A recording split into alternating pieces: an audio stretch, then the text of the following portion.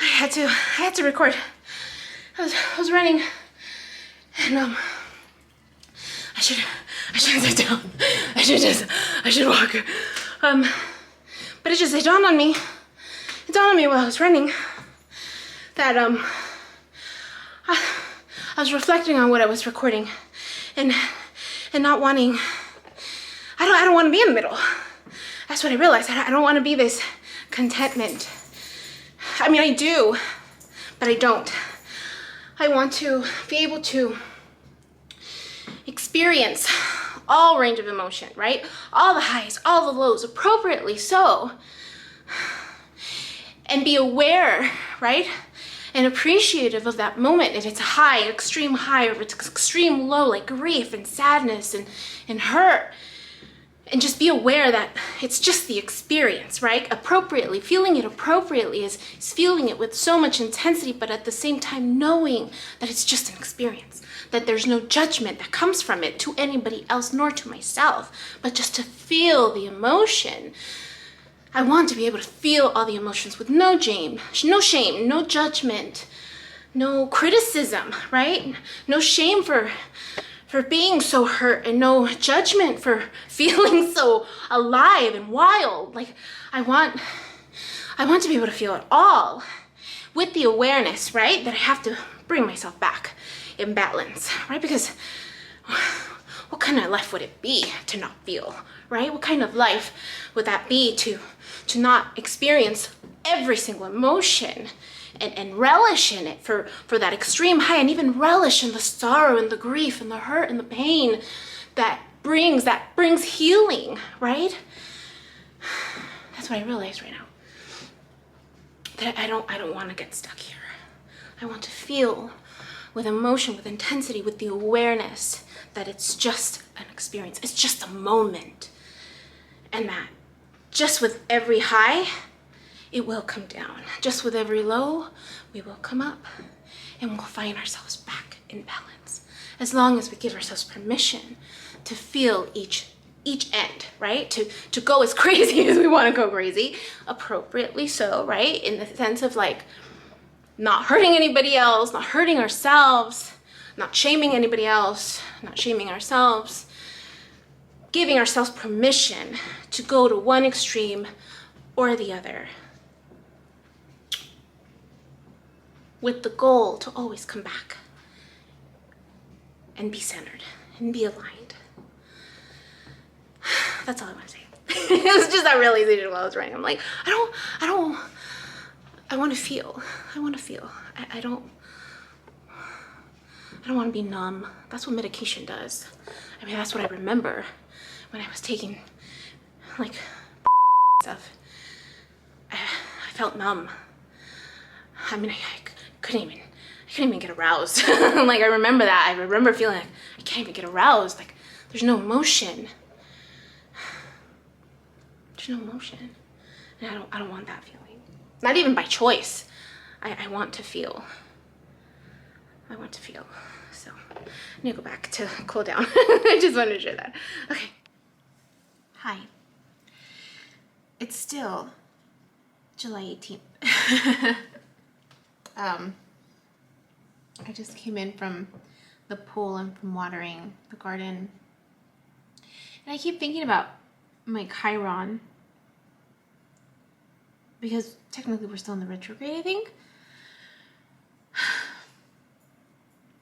So I know I'm aware of Chiron being in Taurus, but I was looking at my chart again, and it's also in the 8th house. I'm pretty sure it's in the 8th house. Yeah, it's in the 8th house. So like, okay, well, what does that mean, right? Because I have to take into consideration what the house is. And I have a lot of planets in my 8th house. And so this one says, Chiron in the 8th house is a powerful placement. The 8th house is ruled by Pluto. The 8th house is ruled by Pluto. I have Pluto in my 1st house, which is my ascendant sign. Which is where my ascendant sign is, Libra. So I have I have my ascendant sign and Pluto in the first house, and now I have, and my sun sign's in the 8th house, along with other planets. So this theme of Pluto continues to be prominent. The 8th house is ruled by Pluto, the Lord of Death. Pluto, the Lord of Transformation. The 8th house is, or it reflects the area of life that deals with secrets, taboos, death, loss, and abandonment, deep psychological matters, darkness, sex and sexuality, psychologists and therapy, spirituality and intuition, and psychic gifts, obsessions and compulsions, fear, deep intimacy with others, other people's money, credit cards, loan, debt, inheritance, and taxes. Being born with planets in the 8th house, which I have plenty, indicates that your life is one of extreme highs and extreme lows. That makes sense. Transits through your 8th house suggest years of life experiences full of doom and gloom, death and loss. You can survive, but you will see the dark side of everyone, including yourself, and everything before rising from the ashes back into the light. You must also learn to live in the light with the knowledge you have gained in the dark. You have seen and experienced the evil and the good without hiding, as the songwriter Jackson Browne once sang. You know what it is to have everything and to have nothing, to be powerful and to be powerless and vulnerable. You also know what it is to experience loss and death and then to rebirth into life. You know what it is to be profoundly wounded, that it can seem there are no words to describe the pain, and to be able to transcend by healing others of their pain. You transform. You have healing hands and energy, and typically a healing voice. You are a natural healer and called to heal. Which is so true. I can't see people's dark side. Like, I can see it. I can see it. I won't say anything, but I can see it. But I also see the good in them. I mean, I was in this world of being disillusioned because of people's potential energy, right? That's one extreme, right? Their potential energy, their potential, basically, what they're able to achieve if they choose to. But then I can also see the other side of them. I can see the other side of them. And myself. For sure, I can see that. Extreme highs and extreme lows. I mean, reminds me of bipolar disorder, but I'm not. I know I don't have bipolar disorder. But I wonder, the people who do, again,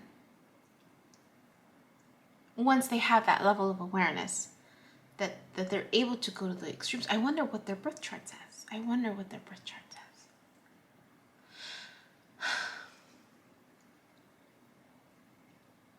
But this is helpful. This is definitely helpful in terms of just, again, this just reinforcement of what my purpose is, right? And or one of many purposes. I was explaining to someone, and I think I've shared this before. We don't just have one purpose in life. We have many purposes. We just may not know what the other purposes are until we cross paths with someone.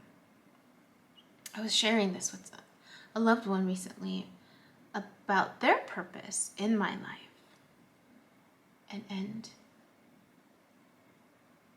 But how that doesn't end for them. Like, they were that purpose in my life, but they still have the rest of their life to live, which means they're going to encounter other people, they're going to encounter other situations where their choices are going to be purposeful, where there will be a ripple effect. Regardless of which way it sways, it will be purposeful. Not good, not bad, just purposeful, right? Just purposeful. just like I was talking about the medication, that I was stuck on the medication because where else did I read? There was somewhere else that I read. I have to watch the words that I choose to speak, to write, yeah. I need to watch the words that I choose to speak and write, and the thoughts I choose to think, and the thoughts and ideas I choose to entertain in my head. Because I'm all about air. Most of my chart is air energy. So I do get stuck in my head a lot.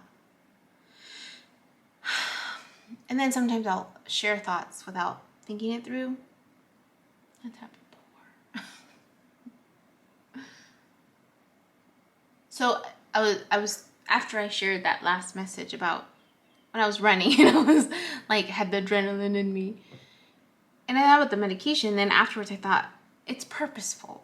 I mean, everything is purposeful, right? I don't want to mock medication. I don't want to mock the Bible. I don't want to mock religious beliefs. Everything serves a purpose. Whether it's in the past, in that moment, and even now during the transition, everything is purposeful. So even though the medication, everyone has different side effects to the medication, that happened to be what I experienced. But for other people who have extreme highs and lows, who aren't able to be aware because the emotion is so overwhelming, they need that numbness, that balance, that forced balance, right? To make sense, to be able to tap into the thinking brain and not get stuck on the emotional part. So I just want to say that. Because I kind of thought about it after. I was like, oh, I shouldn't have mocked the medication. Even though it didn't completely work for me, for other people, it might have been a lifesaver. So I just want to speak to that part of it. So I'm just looking at my birth chart because I wanted to. I brought my book and stuff to, one, finish the other birth charts that I have yet to complete for the loved ones in my life. But I also wanted to just dive into mine a little bit more. Now that I have more of an awareness of how to look at one, I wanted to task myself during this transition time in my life before I leave to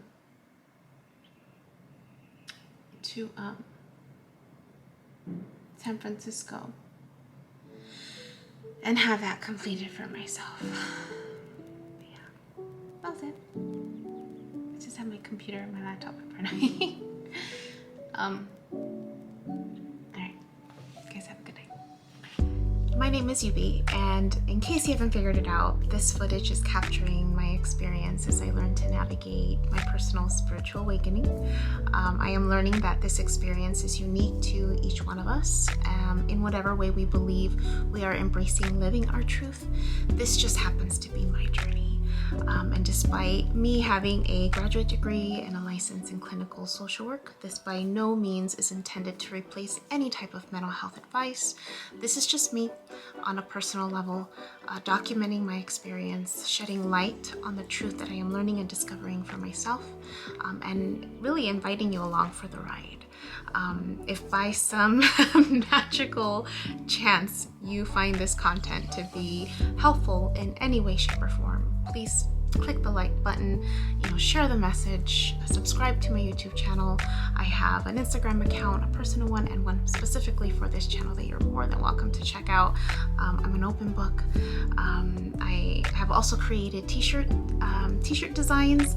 I'm wearing my favorite one right now, which is the North Node design, but I have that and other things that you can look at inspired by this process and journey, and I have the link in the description box as well as in the about section of my YouTube channel.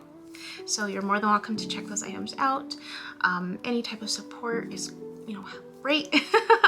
Again, if you find this content really helpful or meaningful, sometimes when we take that step and be vulnerable, with showing what's inside our hearts and what's really our truth, we realize that we're much more connected than what we thought we were. And so I hope that as I'm living this experience, and that you find some type of truth for yourself, or find some type of ability to heal in some way just by relating, you know, just by knowing that you're not alone. That really has been my goal with this process, not just being able to connect with others, but really for my own healing. It's definitely been a therapeutic experience and a very creative one for myself. So I thank you, and I wish you all the best, and you know, we'll see what else comes next for me. So take care.